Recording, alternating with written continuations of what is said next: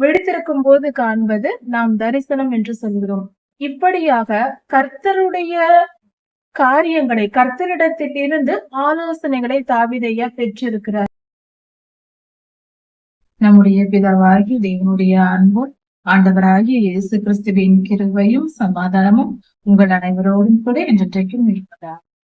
தலைப்பு: நான் உன்னை விட்டு விலகுவதும் இல்லை, உன்னை கைவிடுவதும். கர்த்தருடைய ஆலோசனைகள் மகா பெரியவைகள். கர்த்தர் பெரியவர், அவருடைய ஆலோசனைகள் எண்ணற்றது. கடற்கரை மணலை போல கர்த்தர் நமக்கு ஆலோசனை தருகிறார்.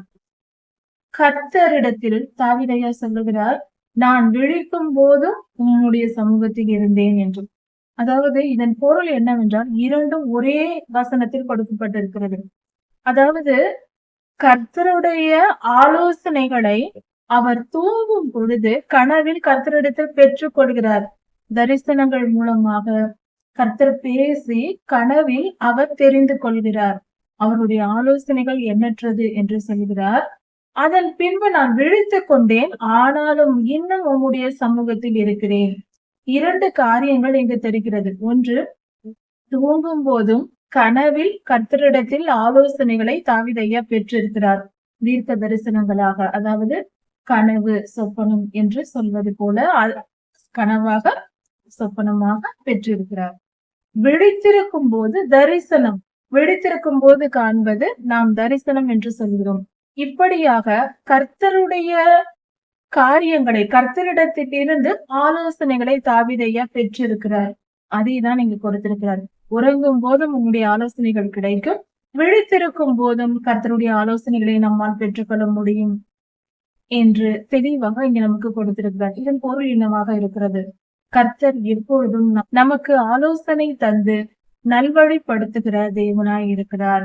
அவர் பெரியவர். நாம் எவ்வளவு ஆலோசனைகளை வேண்டும் என்றாலும் கர்த்தரிடத்தில் கேட்டு பெற்றுக் கொள்ளலாம். கர்த்தருடைய சித்தத்தின்படி நடப்பதே முக்கியம். அதை நாம் நினைவில் வைத்துக் கொண்டு நாம் கர்த்தரிடத்தில் கேட்கும் போது கர்த்தர் நிச்சயம் நமக்கு தருவார். ஆலோசனைகளை தந்து நாம் செய்ய வேண்டிய காரியங்களை நம்மை செய்ய வைத்து சரியான பாதையில் நம்மை நடத்துவார். அதற்கு நாம் ஒப்புக் கொடுக்க வேண்டும். கர்த்தரிடத்தில் ஆலோசனைகளை கேட்டுதான் பெற்றுக்கொள்ள வேண்டும். சில நேரங்களில் கர்த்தரை நமக்கு தருவார். அதனால் நாம் எப்பொழுதும் அதற்கு ஆயத்தமாய் இருக்க வேண்டும். கர்த்தர் துன்மார்க்கனை அழித்தால் நலமாய் இருக்கும் என்று சொல்லப்பட்டிருக்கிறது. அப்படி என்றால் துன்மார்க்கர்கள் அழிக்கப்பட வேண்டும் என்றால் துன்மார்க்கர் யார்? இதை சரியாக புரிந்து கொள்ள வேண்டும். துன்மார்க்கர் என்று சொல்லும் போது பாவம் செய்கிறவர்கள், மீறுதல் செய்கிறவர்கள் எல்லோரையும் துன்மார்க்கர் என்று சொல்லலாம். ஆனால் அழிவுக்கு நேரானவர்கள், அழிக்கப்பட வேண்டியவர்கள் என்ற அப்படிப்பட்ட துன்மார்க்கர் யார் என்றால் கர்த்தருக்கு விரோதமாய் செயல்படுகிறவர்கள், கர்த்தருக்கு விரோதமான வார்த்தைகளை பேசுகிறவர்கள். ஒரு மனிதனுடைய பாவம் என்பது துவக்கத்தில் ஒரு நல்ல மனிதனுக்கு, கர்த்தருடைய பிள்ளைகளுக்கு துன்பம் விளைவித்து அவர்களை தூஷித்து இப்படியாக சிலர் பாவம் செய்ய தொடங்குவார்கள். அவர்களுடைய கர்வம் அதிகமாக பெருமை அதிகமாக அவர்கள் கடைசியில் பார்த்தால் கர்த்தரையே தூஷிக்க ஆரம்பித்து விடுவார்கள். கர்த்தருக்கு விரோதமாய் செயல்பட ஆரம்பிப்பார்கள். மனதறிந்து, அறியாமல் செய்தால் கர்த்தர் மன்னிப்பார். மனதறிந்தே வேண்டும் என்று கர்த்தருக்கு விரோதமாக, கர்த்தருடைய ஊழியத்துக்கு விரோதமாக இப்படியெல்லாம் செய்வார்கள். அப்படிப்பட்டவர்களை கர்த்தர் அழித்து போடுவதே நலமாயிருக்கும். அது அவர்களுக்கும் நல்லது, மற்ற சமுதாயத்தினருக்கும் நல்லது. இதைதான் இங்கு தாவீதையா சொல்லி இருக்கிறார். சரி, துன்மார்க்கரை அழித்து விட்டால் நலமாயிருக்கும். அந்த காலத்தில் நாம் ஆவிக்குரிய யுத்தம் செய்து அவர்களை அழித்து விட முடியாது. அதாவது ஒரு மனிதன் பாவம் செய்கிறான் என்றால், அவன் தொடர்ந்து அதிகமாய் பாவம் செய்கிறான் என்றால் அதற்கு காரணம் அவனுக்குள் இருக்கிற பொல்லாத ஆவிகளே. இப்படி இருக்க ஒரு மனிதன் அதிகமாய் பாவம் செய்து கர்த்தருக்கு தெரியும் இந்த ஆத்துமா மனம் திரும்பும், இந்த ஆத்துமா மனம் திரும்பாது என்று. ஒரு சிலர் பாவத்தில் ஊறி போயிருப்பார்கள், அவர்கள் மனம் திரும்ப மாட்டார்கள் என்பது கர்த்தருக்கு தெரியும். அப்படிப்பட்டவர்கள் இருந்த பூமியில் இருக்க அவர்களுடைய அக்கிரமங்கள் அதிகமாகும்.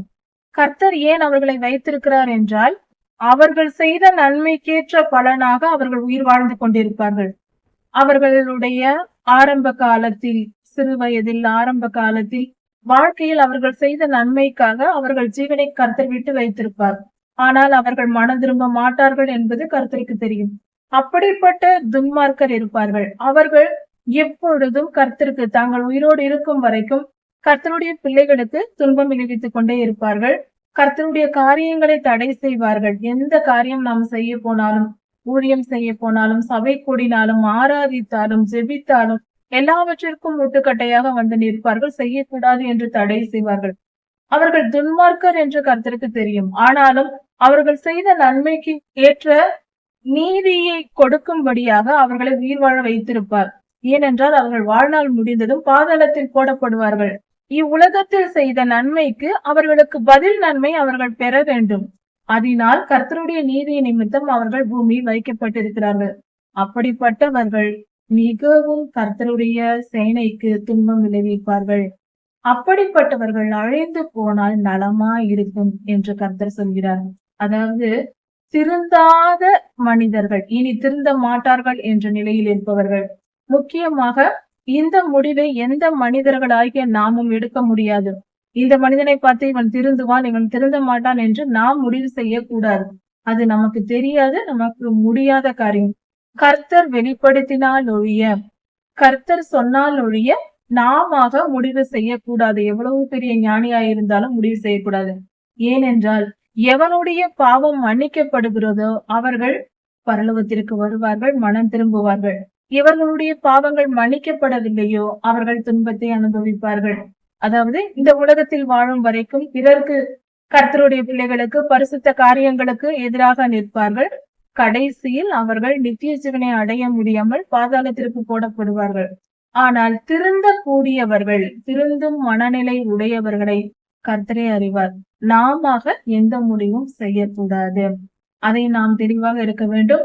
ஆனால் அப்படிப்பட்ட துன்மார்க்கர் அழிந்து போனால் நலமாயிருக்கும். துன்மார்க்கர் அழிவதினால் நீதி செழிக்கும். நீதிமான்கள் வளருவார்கள், வாழ்வார்கள். அது நன்மையாயிருக்கும். இந்த யார் துன்மார்க்கன், யார் நீதிமான், யாருடைய செயல்கள் சரி, யாருடைய செயல்கள் தவறு என்று எந்த மனிதனையும் இன்னொரு மனிதன் நியாயம் தீர்க்க கூடாது. இது கர்த்தருடைய செயலாயிருக்கிறது. இதில் ஜாக்கிரதையாக இருக்க வேண்டும். நாமாக ஒரு மனிதனை இவன் துன்மார்க்கன், இவன் நீதிமான் என்று சொல்லக்கூடாது. அது நம்மால் நிர்ணயிக்க முடியாது, கண்டுபிடிக்க முடியாது, நம்மால் சொல்ல முடியாது. ஒருவேளை ஆவிக்குரிய பல வரங்கள் இருக்கிறது, ஆவிக்குரிய வரங்கள் இருக்கும்போது கண்டுபிடிக்கலாம் என்றாலும் நியாயத்திற்கு செய்யும் அதிகாரம் நமக்கு கொடுக்கப்படவில்லை இன்னும். அப்படி இருக்க நாம் அதை செய்யக்கூடாது. நமக்கு அதிகாரம் கொடுக்கப்பட்ட பின்பு அதை செய்யலாம். அது நித்திய ஜீவனில். இப்பொழுது முடியாது. அதனால் இப்பொழுது நாம் செய்யக்கூடாது. ஏனென்றால் வாய்ப்பு இன்னும் இருக்கிறது. உயிரோடு இருக்கிற மனிதர்களுக்கு இன்னும் வாழ்நாள் இருக்கிறது.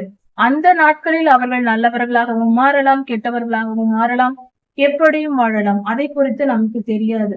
கர்த்தர் சொன்னால் ஒழிய, கர்த்தர் நம்மிடத்தில் பேசி இவன் துன்மார்க்கன், இவனோடு சேராதே என்று சொன்னால் நாம் அவர்களை விட்டு ஒதுங்கி வரலாம், தவறில்லை. ஆனாலும் நாம போய் அவர்களிடத்தில் சொல்லக்கூடாது.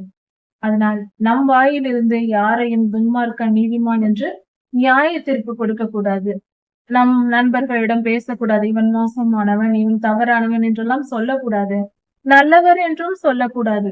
அவர்களிடத்தில் நற்கிரிகளை கண்டேன் என்று சொல்லலாம். நல்லவன் இவன் அப்படி என்று சொல்லவும் கூடாது. ஏனென்றால் அந்த அதிகாரமும் நமக்கு இல்லை. யார் அறிவார்? இருதயத்தின் ஆழங்களை அறிந்து ஆராய்ந்து சொல்லுகிறவர் நம் தேவன் ஒருவரை. அவருக்கே சகலமும் தெரியும். அல்லேலூயா. துன்மார்க்கர் அழிக்கப்பட்டால் நலமாயிருக்கும் என்று சொல்லப்பட்டிருக்கிறது. ஒரு வயலில் பயிர்களும் இருக்கிறது, களை செடிகளும் வளர்கிறது. அப்படி இருக்கும்போது களை செடிகளை எல்லாம் பிடுங்கி எடுத்து விட்டால் அந்த பயிர் நன்றாக செழித்து வளரும். ஏனென்றால் அந்த செடிக்கு சேர வேண்டிய சத்துக்களை எல்லாம் இந்த களை செடிகள் உறிஞ்சு கொண்டு இருக்கும். அதனால் இப்படி நடக்கும். அதற்கு இடம் கொடாமல் நாம் அந்த களை செடிகளை எடுத்து விடும் பொழுது அந்த நல்ல பயிர் விளையும். அது போலதான் மனிதர்களும், துன்மார்க்கர், தீயவர்கள் அழிக்கப்படும் பொழுது, அதாவது மிக கொடிய தீயவர்கள் அழிக்கப்படும் பொழுது திருந்த மாட்டார்கள் என்ற நிலையில் மிக அதிகமான பாவம் செய்கிறவர்கள், கர்த்தருக்கு விரோதமானவர்கள் அழிக்கப்படும் பொழுது கர்த்தருடைய பிள்ளைகள் பாதுகாக்கப்படுவார்கள். அவர்கள் செழிப்பாய் வாழ முடியும். அவர்கள் தங்கள் காரியங்களை தடையில்லாமல் செய்ய முடியும். கர்த்தருடைய ஊழியம் செழிக்கும். கர்த்தருடைய ஆத்தும அறுவடை அதிகமாகும். இப்படிப்பட்ட நற்காரியங்கள் எல்லாம் நடக்கும். துன்மார்க்கனை கர்த்தர் அழித்தால் நலமாயிருக்கும் என்று சொல்லுகிறார். இரத்த பிரியரே, என்னை விட்டு அகன்று போங்கள். என்னை விட்டு அகன்று போங்கள். இரத்த பிரியர் அகன்று போக வேண்டும். இதை நாம் சற்று கவனிப்போம். இரத்த பிரியர் என்றால் கொலை செய்கிறவர்கள், யாரையும் வெட்டி கொன்றுவிட வேண்டும் என்று நினைக்கிறவர்கள், அழிக்க நினைப்பவர்கள். அதாவது துன்மார்க்கர் பலர் இருப்பார்கள். இரத்தம் சிந்துதலே வேலையாக இருக்கும். சண்டையிடுவது, பிறர் மனதை காயப்படுத்துவதும் இரத்த பிரியர் தான். அதுவும் சண்டைதான், அதுவும் கொலைதான். ஒருவர் இருதயத்தை உடைப்பதும் ஒரு கொலை செய்வதற்கு சமம். ஒரு மனிதனின் மனதை காயப்படுத்தி அவர்களை வேதனைப்படுத்துவதும் கொலை செய்வதற்கு சமம். அப்படிப்பட்டவர்களை இரத்த பிரியர் என்று சொல்லப்படுவார்கள். அதே போல ஒரு மனிதனை கொலை செய்வது, சுட்டுக் கொள்வது, அடிப்பது, கொடுமைப்படுத்துவது போன்ற காரியங்களை செய்கிறவர்கள் தான் இரத்த பிரியர். இப்படிப்பட்டவர்கள் என்னை விட்டு அகன்று போங்கள். அப்படிப்பட்டவர்கள் நம்மோடு இருக்கும் பொழுது நம்மால் எந்த காரியத்தையும் செய்வது, நற்காரியங்கள் செய்வது மிகவும் கடினம். அப்படிப்பட்டவர்களை விட்டு விலகுவதுதான் நமக்கு நல்லது. துன்மார்க்கர் அழிக்கப்பட வேண்டும் என்பது நியாயமான காரியம், அது அநியாயம் அல்ல. துன்மார்க்கர் என்பவர்கள் உச்சக்கட்ட பாவத்தை செய்கிறவர்கள், கர்த்தருக்கு விரோதமாகவும் கர்த்தருடைய பிள்ளைகளுக்கும் கர்த்தருடைய ஊழியத்திற்கும் எதிரடையாய் நின்று செயல்படுகிறவர்கள். அப்படிப்பட்டவர்கள் அழிக்கப்பட வேண்டும் என்று ஜெபிக்கிறார். அவர்கள் ஏன் அழிக்கப்பட வேண்டும் என்றால், அவர்கள் கர்த்தரையே பாய்க்கிறார்கள், கர்த்தருக்கு விரோதமாய் பேசுகிறார்கள், கர்த்தருக்கு விரோதமாய் செயல்படுகிறார்கள். அதாவது சனகரீப் என்கிற ஒரு மனிதன் இருந்தான். அவன் ஒரு தேசத்தின் படை தளபதியாய் இருந்தான். அவன் இஸ்ரவேலுக்கு விரோதமாய் வந்து கர்த்தரை தூஷித்தான். அதே போல கோலியாத்தும் கர்த்தரை தூஷித்தான், கர்த்தருடைய ஜனத்தை தூஷித்தான்.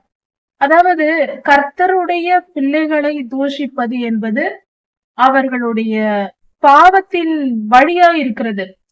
கடைசியில் அவர்கள் கர்த்தரையே தூஷிக்க தொடங்குகிறார்கள். இப்படிப்பட்டவர்கள் அன்றன்றே அழிக்கப்பட்டார்கள் என்று வேதம் சொல்லுகிறது. கோலியாத் வந்து 40 நாள் அவன் வந்து கர்த்தருடைய ஜனங்களுக்கு விரோதமாக, சவுல் ராஜாவின் தலைமையில் இருந்த இஸ்ரவேலுக்கு விரோதமாய் வந்து அவன் தூஷித்துக் கொண்டிருந்தான். கர்த்தருடைய சேனையை கர்த்தரை தூஷித்தான். தாவீதையா வந்து ஒரு புழங்களால் அவனை வீழ்த்தி போட்டார். கர்த்தருடைய ஆவியானவரே இந்த பெரிய காரியத்தை செய்தார். கர்த்தருடைய நாமம் மகிமைப்படுவதாக. அல்லேலூயா. அடுத்தது இஸ்ரவேலுக்கு விரோதமாய் வந்த சனகரீப். அவன் தூஷித்த அதே நாளில் அவன் கொல்லப்பட்டான்.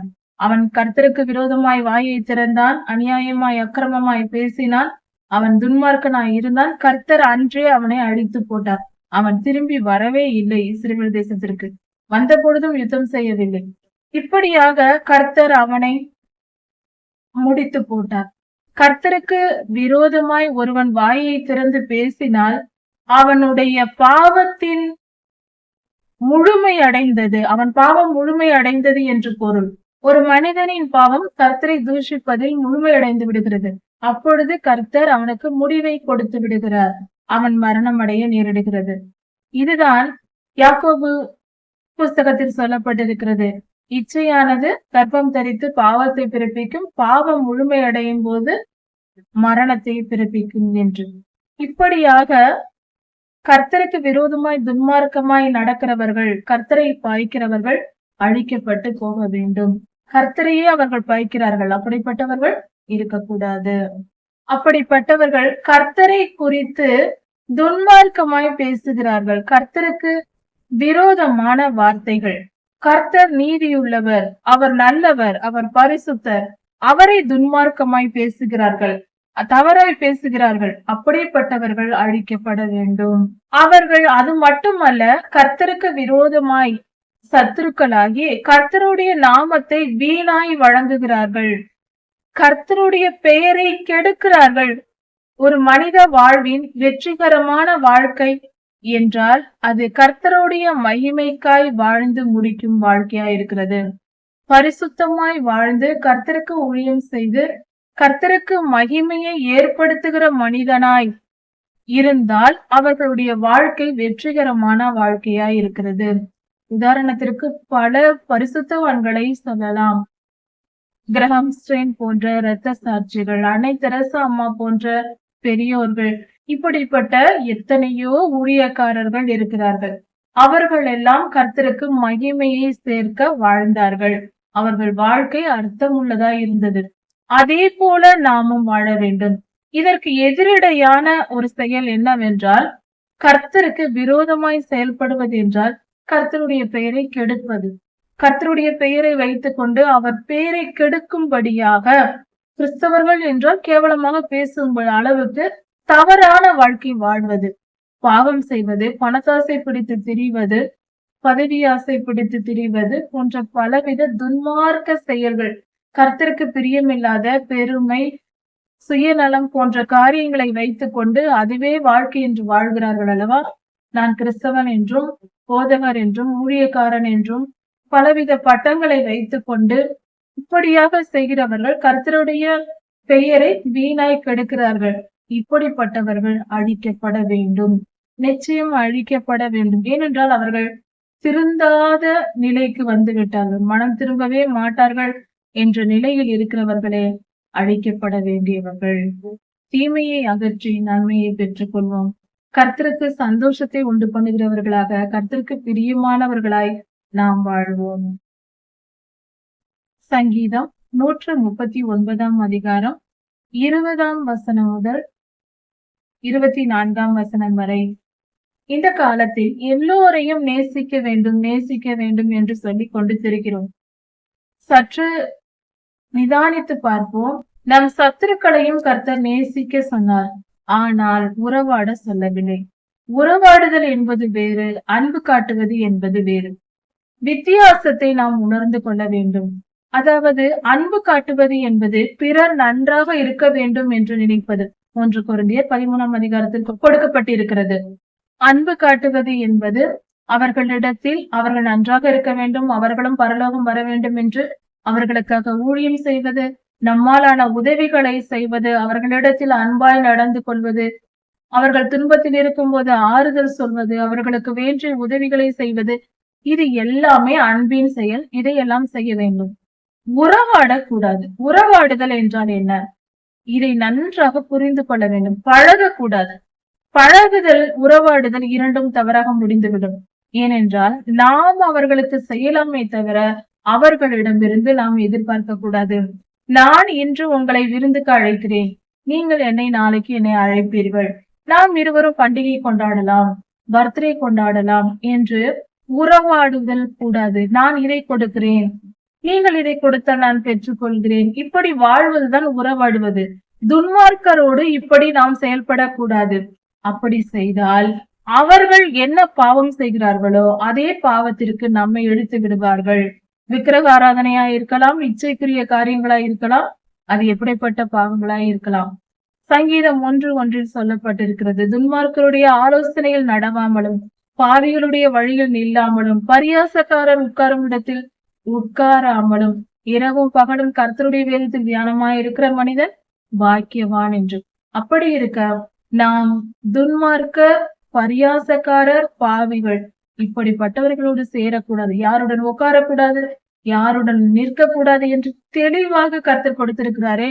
இந்த வசனத்தை கடைபிடித்துக் கொள்ள வேண்டும். நம் இருதயத்தில் எப்பொழுதும் இருக்க வேண்டும். ஒவ்வொருவரோடு பழகும் போதும் இது சரியானதா என்று பார்க்க வேண்டும். கர்த்தருடைய பரிசுத்தவான்களோடு ஐக்கியம் வைத்திருப்பது மிகவும் நல்லது. சரி, நான் வீட்டில் இருக்கிறேன், என் ஊரில் யாரும் பரிசுத்தவான்கள் இல்லை, என்னை சூழ்ந்திருக்கிறவர்கள் பாவம் செய்கிறவர்கள், விக்கிரக ஆராதனை செய்கிறவர்கள், அப்படி என்று சொன்னால் அது அந்த காலத்தில் அப்படி இருக்க வேண்டிய நிலை இருந்தால் இருக்க வேண்டியதுதான். ஆனால் இந்த காலத்தில் அப்படி அல்ல. எல்லோர் வீட்டிலும் டிவி இருக்கிறது, செல்போன் இருக்கிறது, பல பரிசுத்தவான்களுடைய செய்திகள் கொடுக்கிறார்கள். அவர்களோடு ஐக்கியமாய் இருந்து டிவி பார்க்கலாம். ஏஞ்சல் டிவி போன்ற பரிசுத்தமான சேனல்களை பார்க்கலாம். தீர்க்க தரிசன அபிஷேகம் உள்ள சேனல்களை பார்க்கலாம். அப்பொழுது அந்த சேனலோடு நாம் ஐக்கியம் கொள்ளும் பொழுது கர்த்தருடைய வார்த்தை உண்மையாய் நீதியாய் கொடுக்கப்படுகிறது. அதோடு நாம் ஐக்கியம் கொள்வது அவர்களோடு நாம் ஐக்கியம் கொள்வது போல. இதுதான் பரிசுத்தவான்களோடு செய்யும் ஐக்கியம். இப்பொழுது மெய் ஒளி ஊழியங்கள், இந்த ஊழியத்திலும் கூட கர்த்தருடைய வார்த்தைகள் சொல்லப்படுகிறது. பரிசுத்தமான கர்த்தருடைய செய்திகள் கொடுக்கப்படுகிறது. இதை பார்த்து நாம் அதோடு ஐக்கியம் கொண்டிருப்பது, இதுவும் நாம் கர்த்தரோடு ஐக்கியம் கொண்டிருப்பதற்கும் கர்த்தருடைய பிள்ளைகளோடு ஐக்கியம் கொண்டிருப்பதற்கும் சமமாய் இருக்கிறது. நேரடியாக இல்லை என்றாலும் டிஜிட்டல் மூலமாக நாம் ஐக்கியம் கொள்ளுகிறோம். இதுவும் நமக்கு நல்வழிப்படுத்தும். வாரந்தோறும் திருச்சபைக்கு சென்று கர்த்தருடைய ஆராதனையை செய்வது, கர்த்தருக்கு ஆராதனை செய்வது, இப்படி ஐக்கியங்களில் ஈடுபட வேண்டும். அதற்காக புறஜாதியாரோடோ பாவிகளோடோ அவர்களோடு நான் என்ன செய்வது, பழகிதான் ஆக வேண்டும். பக்கத்தில் இருக்கிறார்கள், உறவினர்களாய் இருக்கிறார்கள், என்ன செய்வது என்று சொல்லிக் கொண்டு தெரியக்கூடாது. நன்மையும் தீமையும் நாம் தான் அனுபவித்தாக வேண்டும். அவர்கள் மூலமாய் வரும் பாவத்தில் நாம் பாவம் செய்ய நேரிட்டால் அதற்குரிய தண்டனையை கர்த்தர் கொடுப்பார் நிச்சயம். அதனால் எச்சரிக்கை உடையவர்களாய் இருந்து, இதனால்தான் கிறிஸ்தவர்கள் பல பாடுகள் படுவது. ஏனென்றால் மற்றவர்களோடு கலந்திருப்பதே பழக்கமாயிருப்பது. புறஜாதியாரை போல ஒன்று கூடி அரட்டை அடித்து நேரத்தை வீணாக்கி கொண்டு பாவத்தை செய்து கொண்டிருப்பது. பலரோடு சேர்ந்து பேசினாலே, கர்த்தருடைய வார்த்தையை பேசினால் மட்டும்தான் அது பரிசுத்தம்.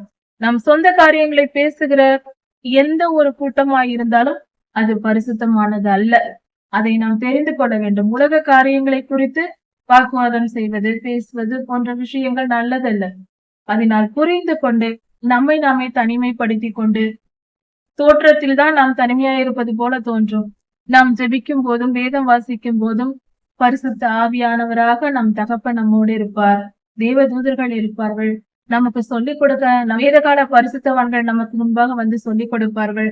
யோபு ஐயா, தாவீது ஐயா, எலியா ஐயா போன்ற, தானியேல் ஐயா, பவுல் ஐயா போன்ற பல ஊழியர்கள் நமக்காக வந்து நம்முடன் சொல்லிக் கொடுப்பார்கள். நம் கண்களுக்கு தெரியவில்லை என்றாலும் நாம் நிஜமாக அதை உணர முடியும்.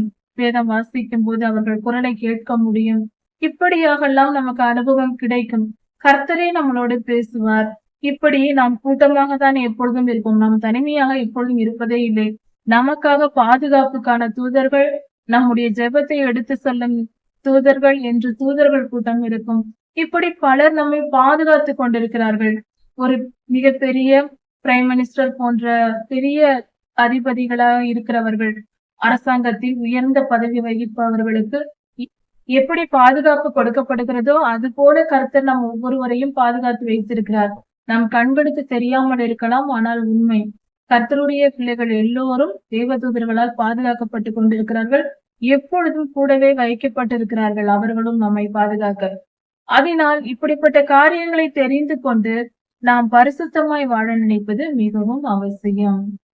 இப்படி கர்த்தருக்கு விரோதமாய் செயல்படுகிறவர்கள் துன்மார்க்கர், கர்த்தரை பகைக்கிறவர்கள், அவர்களை நாம் பகைக்க வேண்டும். அவர்களோடு சேர்ந்து கொண்டு திரியக்கூடாது. நம் பரம தகப்பனுக்கு எதிரியாய் இருப்பவர்கள் நம்மை எப்படி பாதுகாப்பார்கள்? நமக்கு எப்படி நற்கிரியைகளை செய்வார்கள்? கர்த்தரையே எதிர்க்கிறவர்கள் மற்ற மனிதர்களிடத்தில் அன்பு காட்டுவார்களா? அது உண்மையா இருக்குமா? நடித்து கொண்டிருப்பார்கள்.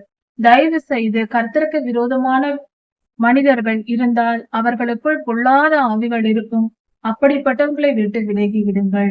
உங்களால் ஆன உதவிகளை செய்வதும் கூட அவர்கள் யார் என்று தெரிந்து கொண்டு செய்வது நல்லது. சில நேரங்களில் நாம் இரக்கம் காட்டுவதும் நமக்கு ஆபத்தாக முடியும். சரியான மனிதர்களுக்கு நாம் உதவி செய்ய வேண்டும். முன்பின் தெரியாமல் உணவுக்கே கஷ்டப்படுகிற மனிதர்கள் இருந்தால் அப்படிப்பட்டவர்களுக்கு எவ்வளவு வேண்டுமானாலும் உதவி செய்யுங்கள். முன்பின் தெரியாதவர்களுக்கு, வெளியூரில் இருப்பவர்களுக்கு, இப்படிப்பட்டவர்களுக்கு நீங்கள் செய்யும் பொழுது அது உண்மையான உதவியாகவும் இருக்கும். அவர்கள் வந்து உங்களுக்கு தீங்கு செய்யவும் முடியாது, ஏமாற்ற முடியாது. அப்படிப்பட்டவர்களை நோக்கி போய் உதவி செய்ய வேண்டும். நம் அருகில் இருப்பவர்கள், நம் உறவினர்கள், நம் அக்கம் பக்கத்தார் என்று நாம் உறவாட தொடங்கினால் நமக்கு அவர்கள் தீங்கு செய்யவும் வாய்ப்புண்டு, நன்மை செய்யவும் வாய்ப்புண்டு. அதனால் குழப்பமாக இருந்தால் அருகில் இருப்பவர்களை விட்டுவிட்டு தூரத்தில் இருப்பவர்களுக்கு உதவி செய்யலாம். யாராய் இருந்தாலும், எப்படி எந்த இடத்தில் இருந்தாலும் உணவுக்கும் உடைக்கும் தங்கும் இடத்திற்கும் பற்றாக்குறையாய் இருப்பவர்களுக்கு உதவினால் போதுமானது. பசியோடு இருக்கிறவர்களுக்கு ஆகாரம் கொடுங்கள் என்று கர்த்தர் சொல்லி இருக்கிறார். உணவில்லாதவர்களுக்கு உணவு கொடு என்று சொல்லி இருக்கிறார்.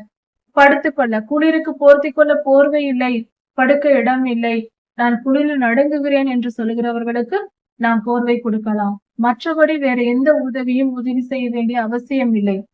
மற்ற உதவிகள் தேவையற்றது. அதிகமாக படிப்பு செலவுக்காக உதவி கேட்பார்கள். பெரிய தகுதிக்கு மீறி பெரிய அதிக பணம் கட்டுகிற பள்ளிகளில் பிள்ளைகளை சேர்ப்பார்கள், கடன் கேட்பார்கள். அப்படிப்பட்டவர்களுக்கெல்லாம் உதவி செய்ய தேவையில்லை. எளிமையான பள்ளியில் படிக்க வைக்கலாம், தங்கள் தகுதிக்கு ஏற்ற அளவுக்கு செய்யலாம், அதுவே போதுமானது. அதனால் இப்படிப்பட்ட காரியங்களுக்கெல்லாம் பணம் கொடுக்கிறேன், உதவி செய்கிறேன் என்ற பெயரில் செய்வதை விட உணவுக்கும் உடைக்கும் அத்தியாவசிய தேவைகளுக்கே உதவி எதிர்பார்த்திருக்கிற மக்கள் இருக்கிறார்கள். மனநிலை பாதிக்கப்பட்டவர்கள் இருக்கிறார்கள், ஊனமுற்றவர்கள் இருக்கிறார்கள், அதிலும் கண் பார்வையற்றவர்கள் எல்லாம் எத்தனையோ பேர் இருக்கிறார்கள். அப்படிப்பட்டவர்களுக்கு நாம் செய்யும் உதவி கர்த்தருக்கு செய்கிற உதவியாக இருக்கும். அப்படிப்பட்டவர்களை தேடி போக வேண்டும். சிறு பிள்ளைகள், குழந்தைகள் இருக்கிறார்கள், உணவு கிடைக்காத சிறு பிள்ளைகள் இருக்கிறார்கள், அவர்களை பராமரிக்கலாம். வயதான முதியோர்கள் சாப்பிட முடியாமல் மிகவும் கடினமாய் கஷ்டப்படுகிறவர்கள் இருந்தால் அவர்களுக்கு உதவி செய்யலாம். மற்றபடி பக்கத்தில் இருப்பவர்கள், உறவினர்கள் என்பவர்களுக்கெல்லாம் உதவி செய்கிறேன் என்று செய்து கொண்டு தெரியக்கூடாது. ஏனென்றால் இப்படிப்பட்டவர்கள் துன்மார்க்கராய் இருக்கும் பொழுது கர்த்தரை பாய்க்கிறவர்களாய் இருந்து அவர்கள் நம்மை பகைப்பார்கள், நமக்கும் துரோகம் செய்வார்கள். பின்பு நாம் ஏமாற்றப்படுவோம். பின்பு உதவி செய்யும் மனமே நமக்கு வராது. பிறருக்கு உதவி செய்ய வேண்டும் என்றால் ஏமாற்றி விடுவார்கள் என்று யாரையும் நம்ப மாட்டோம். இப்படிப்பட்ட நிலைக்கு தள்ளப்படுவோம். ஞானமாய் செயல்படுவோம். கர்த்தருடைய வார்த்தைகளை சரியாய் புரிந்து கொள்ள வேண்டும். உணவு, உடை, குளிருக்கு போர்த்திக் கொள்ள போர்வை, இப்படிப்பட்ட அத்தியாவசிய தேவைகளை மட்டும் மற்றவர்களுக்கு செய்தால் போதுமானது. சிறு பிள்ளைகளை பராமரிக்கலாம், அப்படிப்பட்டவர்களுக்கு உதவி செய்யலாம். இதை சற்று கவனித்து புரிந்து கொள்வது நல்லது. அத்தியாவசிய தேவைகளுக்கு உதவினால் போதும். படிப்பு செலவு, காலேஜ் ஃபீஸ் என்று பலர் உதவி கேட்டு வந்தால் அதையெல்லாம் செய்து கொண்டிருக்க வேண்டியது அதிக முக்கியத்துவம் கொடுக்க தேவையில்லை. ஏனென்றால் சிலர் அளவுக்கு அதிகமாக தங்கள் தகுதிக்கு மேலே ஆசைப்படுவார்கள். வீண் பெருமைக்காக பள்ளிக்கு அனுப்புவார்கள். அப்படிப்பட்ட பிள்ளைகள் நன்றாக படிக்கும் என்றும் சொல்ல முடியாது. வீண் பெருமைக்காக படிக்க வைப்பது, பணம் இல்லை என்று மற்றவர்களிடத்தில் கேட்பது, இப்படிப்பட்ட காரியங்களில் ஈடுபட வேண்டாம். உணவு, உடை இல்லை என்றால் மட்டும் அப்படிப்பட்டவர்களுக்கு உதவி செய்யுங்கள். மருத்துவ உதவி தேவைப்பட்டால் முடிந்த அளவுக்கு செய்யலாம். அது வேண்டும் என்றாலும் இயலாமை அல்லது உடல் உழைப்பு நாம் பாதுகாக்க வேண்டும், பக்கத்தில் இருந்து பார்த்து கொள்ள வேண்டும் போன்ற உதவிகளை செய்யலாம், தவறில்லை. ஆனால் ஜாக்கிரதை உள்ளவர்களாய் இருப்போம். இரக்க குணத்தையும் நம்முடைய இரக்க குணத்தையும் சாத்தான் பயன்படுத்தி நமக்கு தீங்கு விளைவிக்க யோசிப்பான். அவன் ஞானம் உள்ளவன், அவனை விட நாம் ஞானமாய் செயல்பட வேண்டும். அப்பொழுதுதான் அவனை தோற்கடிக்க முடியும். கர்த்தர் நமக்கு அந்த ஞானத்தை தந்தருவாராக. ஆமென். இப்படிப்பட்ட கர்த்தருக்கு விரோதமாய் செயல்படுகிறவர்களை நாமும் பகைக்க வேண்டும். இவர்களோடு நாம் உறவாடினால் அவர்களைப் போலவே நாமும் மாறி போவோம். நம் ஆத்துமாவை நாம் இழந்து போகாதபடிக்கு, நாம் அக்னி கடலுக்கு பங்கடையாமல் இருக்கும்படிக்கு உடனடியாக இந்த நட்புகளை, இந்த உறவுகளை தூக்கி எறிவோம். கர்த்தரை பகைக்கிறவர்களோடு, அதுதான் நமக்கு அடையாளம், அவர்களோடு நாம் சேரக்கூடாது என்பதற்கு. கர்த்தருக்கு விரோதமாய் வாய் திறந்தால் அதற்கு பின்பு அவர்களுக்கும் நமக்கும் சம்பந்தம் இருக்கக்கூடாது, பேச்சுவார்த்தை இருக்கக்கூடாது, பழகக்கூடாது, உறவாடக்கூடாது. அது நமக்கு தீமையை கொண்டு வரும். நாம் அவர்களை முழு பகையாய் பாய்க்க வேண்டும் என்று வேதம் சொல்லுகிறது. முழு பகையாய் பாய்க்க வேண்டும், முழுமையாய் பாய்த்து விட வேண்டும். அவர்களை நம்முடைய சத்துருவாக நாம் நினைக்க வேண்டும். அந்த அளவுக்கு அவர்களை நாம் எதிர்த்து நிற்க வேண்டும். அவர்களோடு பழகக்கூடாது. அவர்களை மன்னிப்பதும் தண்டிப்பதும் அவர்களுக்கு நீதி செய்வதும் கர்த்தருடைய செயல். நாம் அவர்களை விட்டு விலகிவிட வேண்டும். கர்த்தரே அவர்களுக்கு நீதி செய்வார். கர்த்தரை தூஷித்தவர்களோடு பழகாதீர்கள், எச்சரிக்கையா இருங்கள். இது மிக மிக ஆபத்தானது கர்த்தருடைய பிள்ளைகளுக்கு. கர்த்தாவே, என்னை ஆராய்ந்து என்னை அறிந்து கொள்ளும். என்னை ஆராய்ந்து அறிந்து கொள்ளும் சுவாமி, எனக்கு உதவி செய்யும். என்னை ஆராய்ந்து அறிந்து கொள்ளும். என் இருதயத்தில் என்ன இருக்கிறது என்பதை தெரிந்து கொள்ளும். என் நினைவுகளில் என்ன இருக்கிறது என்பதை தெரிந்து கொள்ளும். இந்த வார்த்தையை ஒரு மனிதன் கர்த்தரை நோக்கி சொல்ல வேண்டும் என்றால் உத்தமனாக தான் இருக்க முடியும். உத்தமனாக இருந்தால்தான் என் மனதை பாரு சுவாமி, என் இருதயத்தை பாரும். நான் யாருக்கும் எந்த தீங்கும் செய்ய நினைக்கவில்லை. நான் பாடுபடுகிறேன் என்று சொல்ல முடியும்.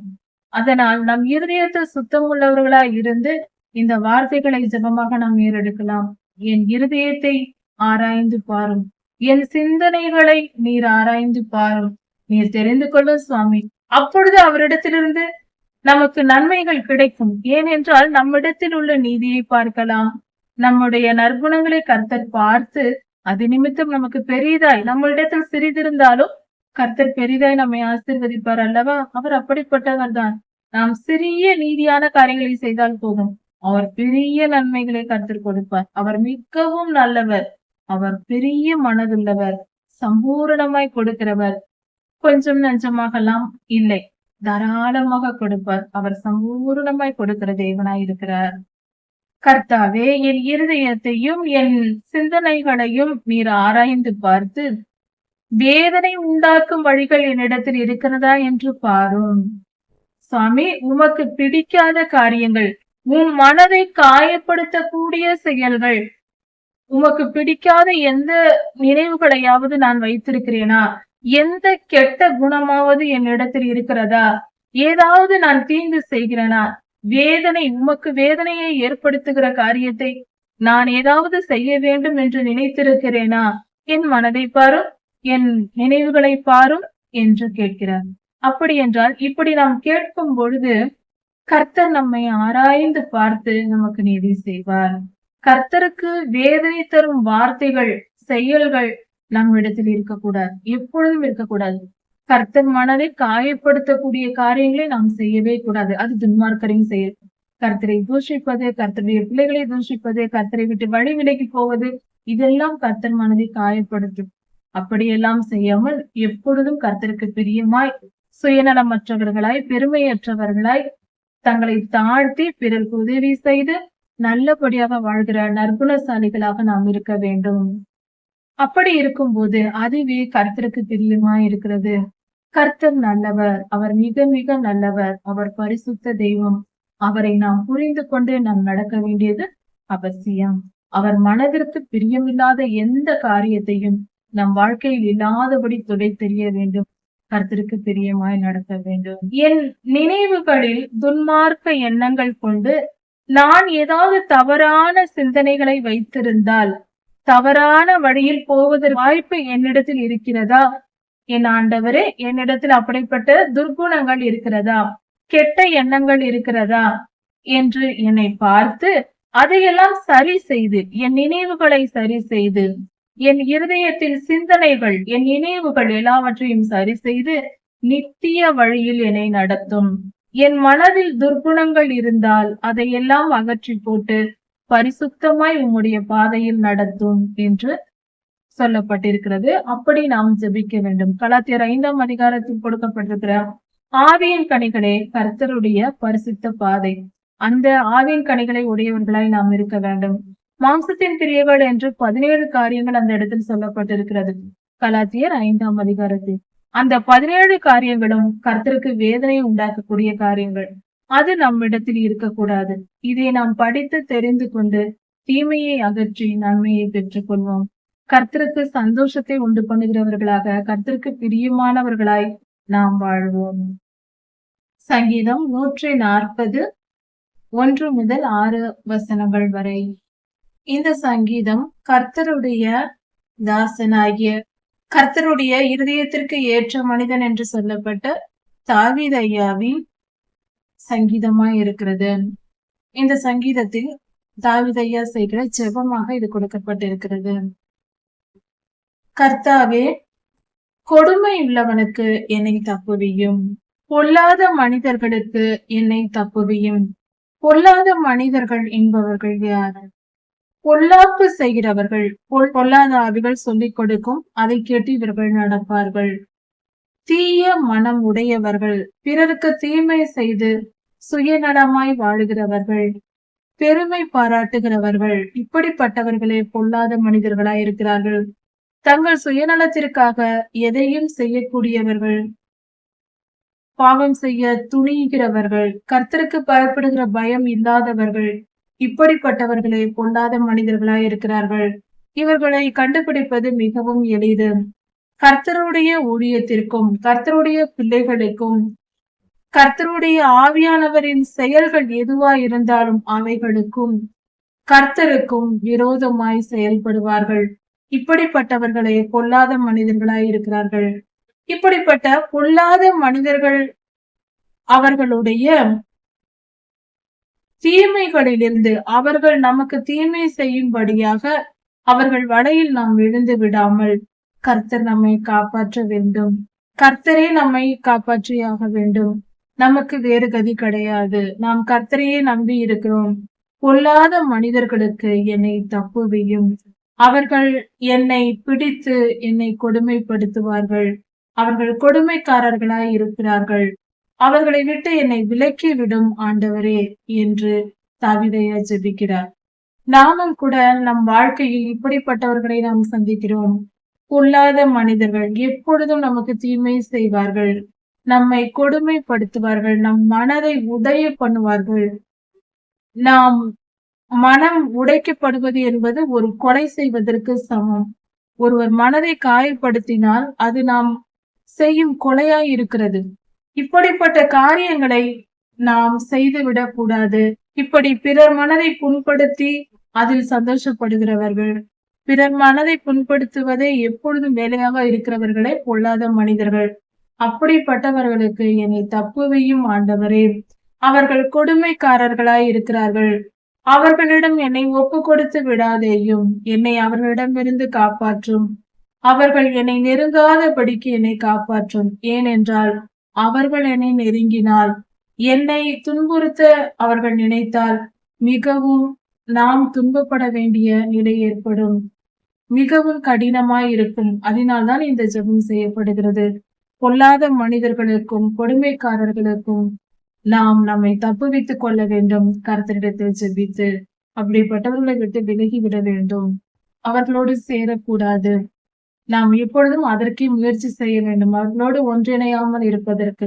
அவர்கள் நம் குடும்பத்தினராய் இருக்கலாம், நம் உறவினர்களாய் இருக்கலாம், நம் நண்பர்களாய் இருக்கலாம், நம் அண்டை அயலாராய் இருக்கலாம். எப்படிப்பட்டவர்களாய் இருந்தாலும், தாய் தந்தையாய் இருந்தாலும் சரி, நம் பிள்ளைகளாய் இருந்தாலும் சரி, அவர்கள் எந்த நெருங்கிய உறவாய் இருந்தாலும் சரி, அல்லது எப்படிப்பட்டவர்களாய் இருந்தாலும் சரி, அவர்களை விட்டு விலகுவதே நமக்கு நல்லது.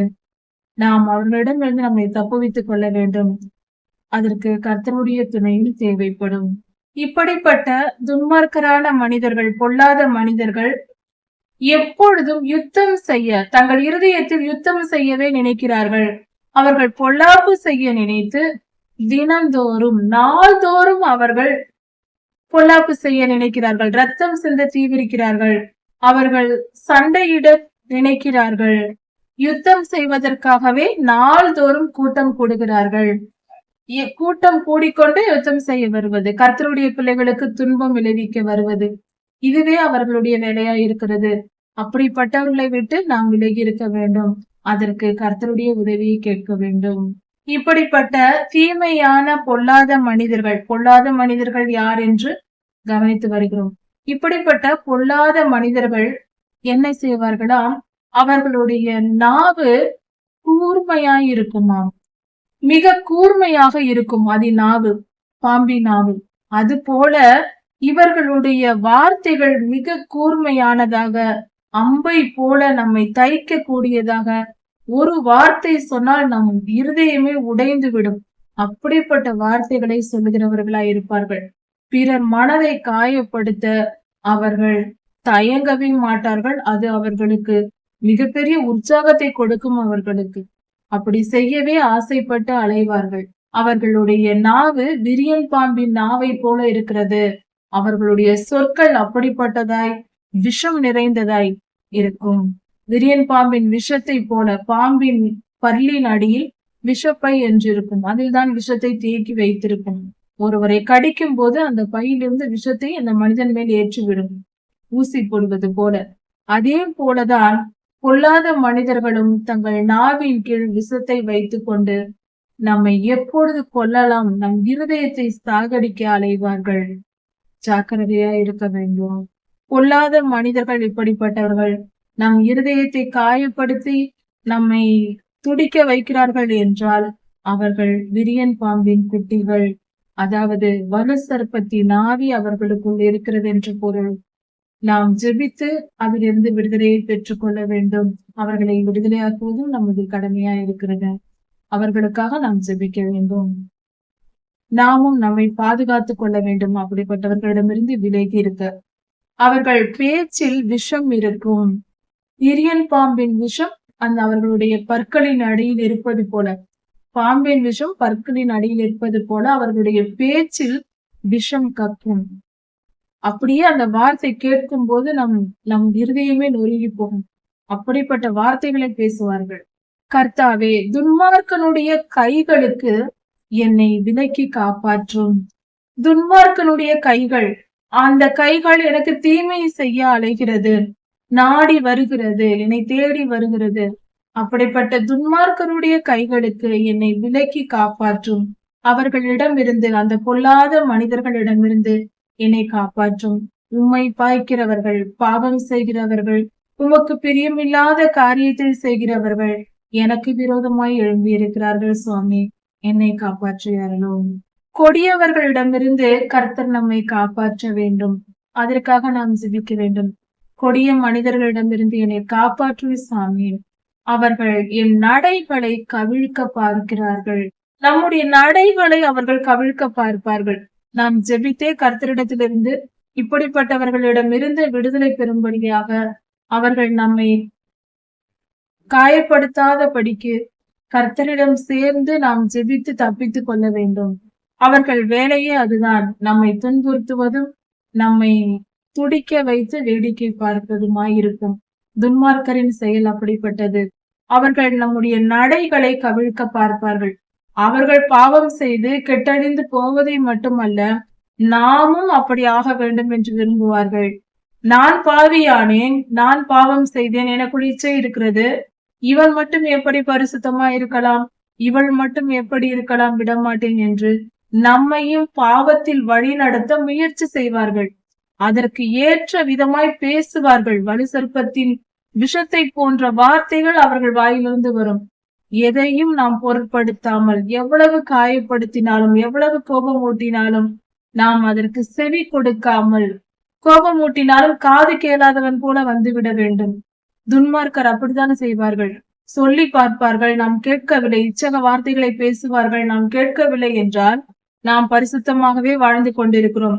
அவர்களைப் போல பாவம் செய்ய நாம் துணியவில்லை என்றால் அடுத்ததாக அவர்கள் தூஷிக்க தொடங்குவார்கள். தூஷிப்பது என்பது எப்படி என்றால் நம்மை காயப்படுத்தி துன்புறுத்தி நம்மை ஒரு வழி பண்ண பார்ப்பார்கள். அப்படி செய்தால் நாம் பரிசுத்த பாதையை விட்டுவிட்டு பாவம் செய்ய ஓடி வந்து விடுவோம். அப்பொழுது இவர்களும் நம்மை போல ஆவார்கள் என்று அவர்கள் சந்தோஷப்பட்டுக் கொள்வார்கள். அதற்கு இடம் கொடுக்க கூடாது. எந்த சூழ்நிலையிலேயும் உயிரே போனாலும் சரி, போய்விடட்டும், திரும்பி கர்த்தர் நமக்கு மீட்டு கொடுத்து விடுவார். நித்திய ஜீவனில் போய் சேர்ந்து விடலாம். ஆனால் பாவம் செய்து விட்டால் அக்னி கடல் தான், திரும்பி வரவே முடியாது, நித்திய ஜீவனை காண முடியாது. அந்த தண்டனைக்கு தப்பும்படியாக, அக்னி கடலின் தண்டனைக்கு தப்பும்படியாக நம் ஆத்துமாவை நாம் காப்பாற்றுவோம். கர்த்தர் நம்மோடு கூட இருந்து நம்மை பலப்படுத்துவார். அகங்காரிகள் எனக்கு கண்ணியையும் கயிறுகளையும் வைக்கிறார்கள். அகங்காரம் பிடித்தவர்கள் என்றால் பெருமை கொண்டவர்கள். அவர்கள் என்ன செய்கிறார்கள்? கண்ணியை வைக்கிறார்கள், கயிறுகளை வைக்கிறார்கள். கயிறுகள் என்பது நம்மை கட்டி போடுவதற்காக, நம்மை செயல்பட விடாமல் தடை செய்கிற காரியங்களை செய்கிறவர்கள். நாம் எந்த ஒரு ஊழியம் செய்தாலும், நாம் எந்த வேலை செய்தாலும் அதை நிறுத்திவிடும்படியாக செய்வதற்கு இவர்கள் முயற்சி செய்வார்கள். எந்த காரியத்தையும் நாம் செய்யக்கூடாது என்று நாம் முயன்று எதிர்த்து போராடி நம்மை தடை செய்வார்கள். தடை செய்வதை வாழ்க்கையாய் வைத்திருப்பார்கள். அப்படிப்பட்டவர்கள் அகங்காரிகள். கண்ணி வைப்பார்கள். கண்ணி என்பது ஒரு காடுகளில் இருக்கிற மிருகங்களை பிடிப்பதற்காக வலையை விரித்து அதற்குள் குழி தோண்டி அதில் வெடிகளை வைத்து விடுவார்கள். வெடிகுண்டுகளை வைப்பார்கள். மண்ணை போட்டு மூடி விடுவார்கள். தெரியாமல் ஏதாவது மிருகங்கள் அங்கு வந்தால் அந்த கன்னி வெடி மேல் கால் வைக்கும் பொழுது உடனே வெடித்து சிதறி அந்த மிருகம் இறந்துவிடும். இவர்கள் அந்த மிருகத்தை எடுத்து வந்து அந்த மாംசத்தை புசித்துக் கொள்வார்கள். இப்படியாக வைப்பதுதான் கன்னி வெடி. யுத்தத்தில் தேசங்கள் ஒருவரை ஒரு தேசத்திற்கு இன்னொரு எதிரியை கொள்வதற்கும் இந்த கன்னி வெடிகளை வைப்பார்கள். அவர்கள் நடந்து வரும் பாதையில் ஒளித்து மறைத்து வைக்கக்கூடிய தான் கன்னி வெடிகள் என்று சொல்லப்படுகிறது. அப்படிப்பட்ட வெடிகளை வைத்து அவர்களை கொன்று போடுவார்கள். இப்படிப்பட்ட காரியத்தை தான் அகங்காரிகள் செய்வார்கள். கர்த்தருடைய பிள்ளைகளுக்கு விரோதமாய் செயல்பட்டு கன்னி வெடிகளை வைப்பதும் கயிறுகளை வைப்பதும் எதையாவது செய்து நம்மை வீழ்த்த வேண்டும் என்று காத்து கொண்டிருப்பார்கள். இப்படி அந்த கன்னி வெடிகளையும் கயிறுகளையும் மறைவாய் வைப்பார்கள். அது பார்ப்பதற்கு தெரியாது. நடந்து வருகிறவர்கள் நம் எதிரில் என்ன இருக்கிறது என்று தெரிந்து கொள்ளாதபடிக்கு அதை மூடி மறைத்துதான் வைப்பார்கள். அதற்கு பெயர் தான் கன்னி வெடி. இப்படி சுருக்குகளையும் கன்னி வெடிகளையும் வலையையும் விரித்து வைப்பார்கள். வலை விரித்து அதன் சுருக்குகளை கையில் தூரத்தில் பிடித்திருப்பார்கள். வலையை விரித்து அதன் மேல் தானியங்களை விதைப்பது போல தூவி வைப்பார்கள். அப்படி வைத்திருக்கும் பொழுது காக்கா, குருவி போன்ற பறவை இனங்கள் வந்து அதை கொத்தி தின்ன வரும். அப்பொழுது இவர்கள் வைத்திருக்கிற வலையில் இருக்கிற சுருக்குகளை பிடித்து இழுத்து அந்த பறவைகளை தங்களுக்கென்று எடுத்துக் கொள்வார்கள், பிடித்து விடுவார்கள். இப்படி செய்வதுதான் சுருக்குகளை வைத்து வலையை விரித்து பிடிப்பது. அகங்காரிகள் இந்த 3 காரியங்களே செய்வார்கள். வெடிகளை மறைத்து வைத்து நம் கண்களுக்கு தெரியாமல் மறைவாய் வைத்து, அதாவது அவர்களுடைய செயல்கள் நமக்கு தெரியாமல் மறைந்து மறைந்து நம்மை எதிர்த்து கொண்டிருப்பார்கள். அகங்காரிகள் இப்படிப்பட்டவர்களே. நமக்கு புரியாது, யார் என்ன செய்கிறார்கள் என்று தெரியாது. அப்படி நமக்கு தெரியாமலேயே நமக்கு தீமை செய்து கொண்டிருப்பார்கள். இப்படிப்பட்டவர்களே அகங்காரிகள். கர்த்தர் நம் ரட்சிப்பின் பலனாய் இருக்கிறார். அவர் நம்மை பாதுகாக்கிறார். அந்த பாதுகாப்பின் பலனும் கர்த்தர் தான். அப்படி என்றால் இதன் பொருள் பலனான மிகவும் பலமான ஒரு பாதுகாப்பை கர்த்தர் நமக்கு தருகிறார். ரட்சிப்பின் பலனாக நம் ஆண்டவரே நமக்கு இருக்கிறார். யுத்த நாளில் என் தலையை மூடினீர். என் ரட்சிப்பின், என் பாதுகாப்பு, பலமான என் பாதுகாப்பாக என் தேவனே இருக்கிறார். அவர் என் ரட்சிப்பின் நாளிலே என்னை பாதுகாக்கும் நேரத்தில், அந்த காலத்தில் என் தலையை மூடுகிறார். என் தலையை மூடி விடுகிறார். கர்த்தர் என்னை மறைத்துக் கொள்கிறார். எனக்கு எந்த தீங்கும் நேரிடாதபடிக்கு அவர் என்னை மூடி மறைக்கிறார். துன்மார்க்கருடைய ஆசைகள் நிறைவேறக்கூடாது. கர்த்தரே அதை தடை செய்ய வேண்டும். கர்த்தர் அந்த தடைகளை செய்யும் பொழுது துன்மார்க்கர் அவர்கள் நினைத்ததை நடந்து விட்டால் அவர்கள் தங்களை உயர்த்தி விடுவார்கள்.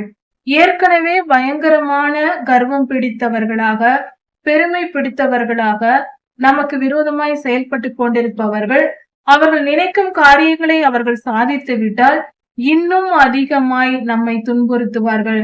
தங்களை தாங்களே பெருமைப்படுத்திக் கொள்வார்கள், தங்களை உயர்த்தி கொள்வார்கள். நான் நினைத்ததெல்லாம் நடக்கிறது பார்த்தாயா என்பார்கள். இப்படி அவர்கள் நினைக்காதபடிக்கு அவர்களை தாழ்த்தி போடும். அவர்கள் ஆசைகள் நிறைவேறாமல் போகட்டும் சுவாமி. துன்மார்க்கருடைய ஆலோசனைகள் நிறைவேறாமல் போகட்டும். நீதிமானுக்கும் துன்மார்க்கனுக்கும் ஒரே விதமாய் கர்த்தர் கொடுத்தால், ஆசிர்வதித்தால் அங்கே நீதி எங்கே இருக்கிறது? யோசித்து பார்ப்போம். எப்பொழுதும் எல்லோருக்கும் சமம் என்று கிருபை கிருபை என்று சொல்லிக் கொண்டிருக்க கூடாது. கிருபையின் பொருளே, கிருபை என்பது நீதி செய்வதற்கான வாய்ப்பாக கொடுக்கப்படுகிறது. நீதியாய் நடப்பதற்கு நமக்கு கொடுக்கப்படும் வாய்ப்பு தான் கிருபை. அந்த கிருபையை பயன்படுத்தி நாம் நீதியாய் நடந்தால் நம்மை கர்த்தர் ஆசீர்வதித்து வருவார். நான் என்ன தவறு வேண்டும் என்றாலும் செய்வேன், கர்த்தர் என்னை கிருபையாய் மன்னிப்பார் என்றால் கர்த்தர் நீதி உள்ளவரா இல்லையா? இப்படி தவறான எண்ணம் கொள்ளக்கூடாது. கிருபை என்ற வார்த்தையை தவறாக புரிந்து கொண்டு கிறிஸ்தவம் இப்பொழுது அழிவின் பாதையை நோக்கி சென்று கொண்டிருக்கிறது. கிறிஸ்தவ மக்கள் அநேகர் இந்த பாதையில் சென்று கொண்டிருக்கிறார்கள். ஜாக்கிரதையாய் இருப்பது நல்லது. அதாவது கிருபையை சரியாய் புரிந்து கொள்ள வேண்டும். கிருபை என்பது நமக்கு கொடுக்கப்படும் வாய்ப்பு. நீதியாய் பரிசுத்தமாய் வாழ்வதற்கு கர்த்தர் நமக்கு சந்தர்ப்ப சூழ்நிலைகளை ஏற்படுத்தி தருவார். பலவித ஆசீர்வாதங்களை நமக்கு தருவார். வேத வசனங்களை நமக்கு போதிப்பார். போதிக்கும் மனிதர்களை நமக்கு தருவார். மிகப்பெரிய ஊழியங்களை எழுப்பி நம்மை நல்வழிப்படுத்துவார். இதுதான் கிருபை. கிருபை என்பது நான் என்ன பாவம் வேண்டுமென்றாலும் செய்து கொள்ளலாம், கர்த்தர் என்னை மன்னித்து விடுவார் என்று சொல்வது, கர்த்தர் நீதி உள்ளவர் என்ற வார்த்தையை நாம் தவறாக சொல்வதற்கு சமமாகிறது. அப்படி செய்தால் ஒருவன் நீதிமானாய் இருந்தாலும் துன்மார்க்கனாய் இருந்தாலும் கர்த்தர் ஆசீர்வதிப்பார் என்றால் எல்லா மனிதர்களும் துன்மார்க்கமாகவே வாழ்ந்து விடுவார்களே, நீதிமானாய் வாழ்வதற்கான வாய்ப்பே தேவையில்லையே. இது எப்படி இருக்கிறது? கர்த்தர் நீதி உள்ளவர் அல்லவா? அவர் எல்லோருக்கும் ஒரே விதமாய் எப்படி கொடுப்பார்? அவர் சர்வ லோகாதிபதி. அவரை தவறாக புரிந்து கொண்டு தவறாக உபதேசித்துக் கொண்டு நாமும் கெட்டு மற்றவர்களையும் கெடுக்க வேண்டாம். கர்த்தர் நீதி உள்ளவர். ஒரு மனிதனை ஆசீர்வதிக்க வேண்டும் என்றால் அவனிடத்தில் நீதி இருக்க வேண்டும். விசுவாசம் என்பது நீதியாய் இருக்கிறது, கிருபை அல்ல. விசுவாசம் என்பது நீதி. கர்த்தர் வேத வசனத்தை நமக்கு கொடுத்திருக்கிறார், அது கிருபை. ஊழியங்களை கொடுத்திருக்கிறார், அது கிருபை. நமக்கு ஜீவனை கொடுத்து நம் வாழ்நாளை நமக்கு கொடுத்திருக்கிறார், அது கிருபை. விசுவாசிப்பது நீதி. ஆபிரகாம் ஐயா விசுவாசித்தார், அதை கர்த்தர் நீதியாக எண்ணினார். விசுவாசித்து நாம் கர்த்தரிடத்தில் நன்மையை பெற்றுக் கொள்ளலாம். அதற்காக நம் பாவங்கள் எல்லாவற்றையும் பரிசுத்தம் என்று மாற்றிவிட மாட்டார். கர்த்தரை சரியாய் புரிந்து கொள்வோம். கர்த்தரை அவர் நல்லவர் நல்லவர் என்று சொல்லிக் கொண்டு அவரை தீயவராக நாம் நினைத்து கொண்டிருக்கிறோம். நல்லோருக்கும் தீயோருக்கும் ஒரே விதமாய் சம்பவிப்பது எப்படி சரியா இருக்க முடியும்? அது தவறு. கர்த்தர் நல்லவர்களையும் அவரவர் வெளிப்படுத்தல் 22ஆம் அதிகாரத்தில் சொல்லப்பட்டிருக்கிறதே, கர்த்தர் அவர் வருகையில் 2ஆம் வருகையில் அவனவனுடைய கிரியைகளுக்கு ஏற்றபடி அவனவனுக்கு நான் அளிக்கும் பலன் என்னோடு கூட வருகிறது என்று சொல்லி இருக்கிறார். அப்படி என்றால் அவர் நீதியோடு வருகிறார், நியாயம் தீர்க்க வருகிறார். நீதியும் நியாயமும் கர்த்தருக்கு முன்பாக நிற்கும். அதை நாம் புரிந்து கொண்டு செயல்படுவோம். நம்மை நாமே ஏமாற்றிக் கொள்ள வேண்டாம். கிருபை என்ற ஒற்றை சொல்லை தவறாக புரிந்து கொள்ள வேண்டாம். அநேகர் பிரசங்கித்து இப்படியாக உபதேசகர்கள் செய்வது என்பது, போதகர்கள் செய்வது என்பது, மக்கள் வேதத்தை வாசிக்க வேண்டும். ஒவ்வொரு தனி மனிதனும், போதகர் மட்டும் வேதம் வாசித்தால் போதாது. ஒவ்வொரு தனி மனிதனும் வேதத்தை முழுமையாய் வாசித்து ஒவ்வொரு வருடமும் ஒரு வருடத்தில் ஒரு முறையாவது வாசித்தால்தான் அந்த மனிதன் வஞ்சகத்திலிருந்து தப்ப முடியும். கடைசி கால வஞ்சகம் வருகிறது. அதற்கு தப்புவித்துக் கொள்ளும்படியாக தயவு செய்து வேத புத்தகத்தை எடுத்து தினந்தோறும் வாசியுங்கள். ஒரு நாளைக்கு 1 மணி நேரம் வாசித்தாலும் கூட, 4-5 அதிகாரங்கள் வாசித்தால் கூட ஒரு வருடத்தில் ஒரு முறை படித்து விடலாம். வருடம் ஒரு முறை படித்து கொண்டு வந்தால் வேத வசனங்கள் நமக்குள் ஆழமாய் இறங்கும். கர்த்தருடைய அபிஷேகம் இறங்கும். பரிசுத்த ஆவியானவர் நமக்குள் இறங்குவார். அவர் நம்மை வழிகாட்டுவார். எந்த உபதேசமும் நம்மை கெடுத்து விட முடியாது. கடைசி கால வஞ்சகத்திலிருந்தும் காப்பாற்றிக் கொள்ளலாம். பரிசுத்தமாய் வாழலாம். கர்த்தர் பெரியவராய் இருக்கிறார். அவர் நல்லவராய் இருக்கிறார். அவருக்கு செவி கொடுப்போம். அவருடைய வார்த்தைகளுக்கு செவி கொடுப்போம். அவர் நம்மை வழிநடத்தி காத்துக் கொள்வார். இதன் தொடர்ச்சி அடுத்த செய்தியை பார்க்கலாம். கர்த்தர் ஆசீர்வதிப்பாராக. மாறலாகும்.